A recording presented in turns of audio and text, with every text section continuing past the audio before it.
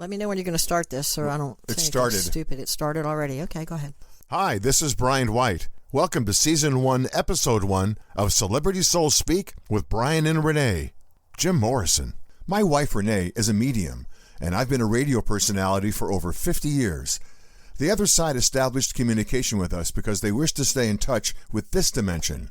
They know I truly love and respect music and the artists that perform it, and Rene is a huge music fan too.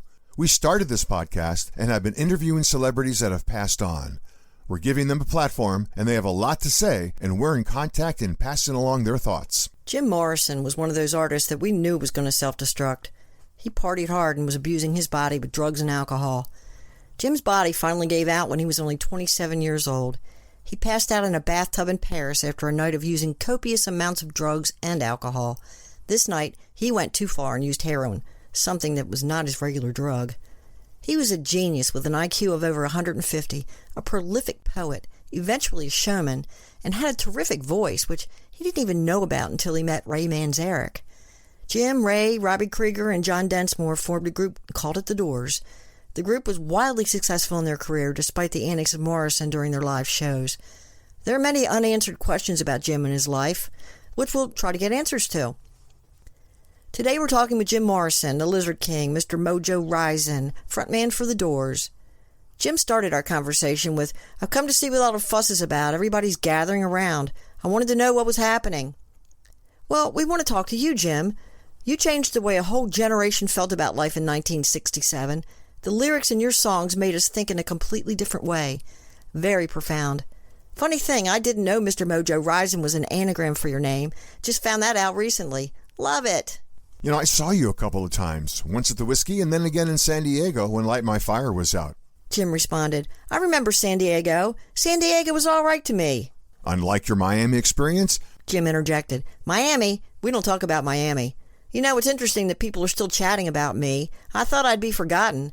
I always thought people would say later for that loser, and yet people are still talking about me like I'm there. I'm appreciative, but I have to say I'm curious." Jim left an indelible impression on our generation. He wasn't connected to himself. He admitted that he didn't know if there was a real Jim Morrison. He says, "We are what we are." Jim Morrison, represented in the press, was a drug-crazed maniac who followed no one's rules but his own. Jim admitted that there's a part of him that is that Jim, but it's not all of him. He has many different sides. Jim seemed to be so unhappy during his time here. I asked him if he was ever happy here in life, and he indicated that he had had happy moments, but they never lasted.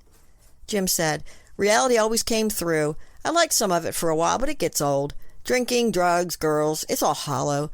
Don't get me wrong, I loved it when I first started, but I grew to hate it. Plastic, insincere humans just feeding their ego. Oh, I slept with Jim Morrison. So what? I have a penis like every other man, no difference. I'm nobody special." He ran through many, many women. As far as we knew, his relationship with Pamela Corson was the closest he got to a commitment. What was the major challenge with being a performer? Jim commented, "The thing that kills us musicians, quite literally, the thing that kills us is how the record companies try to control us. It's so easy to get caught up in why you just want to get out of it already. You know, you're all washed up before 30 years old. You have nothing else to give. It's terrible, and they're still doing it. It's not right. I wish somebody would talk about it. I feel like it's the leading cause of death in the late 20s. Don't you think?" Yes, we've been asked to help spread the word that things aren't always as they seem with artists and their teams. That's the primary reason we started this podcast. "What happened to you, Jim?" Jim replied, "I just wasn't cut out for the rock and roll life. I couldn't handle it all." Jim, was it an accident or suicide? Earlier in a conversation, you stated, "No one wants to know Drab Jim. Why me? I'm not really that interesting. Loser who killed himself. Didn't even stick around to see how it would go." Jim hesitated. "I'm not sure. I knew there was a risk in taking too many drugs and drinking, but like so many others, I thought I was invincible. Fell asleep in the tub, woke up on the other side. Trippy." "Okay, Jim, the end." Jim said, "Well, my dad was horrible. He was in the service and treated us like we were, too. My mother was no help. She did what she was told. He ruled with an iron hand, and I was born to the wrong parents. I wasn't encouraged to be creative. I was punished. I got out. Had to or die.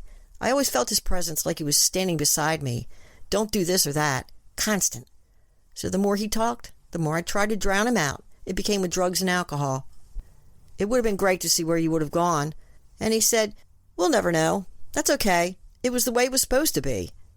We talked about what Jim would have liked his personal life to be, and I was surprised to hear that the Lizard King said, "I wanted a couple of kids in a picket fence house with someone who loves my soul, not my money and fame.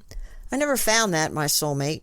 I guess I wasn't supposed to, but it would have made life there easier for sure. I just wanted to write poetry and have a family.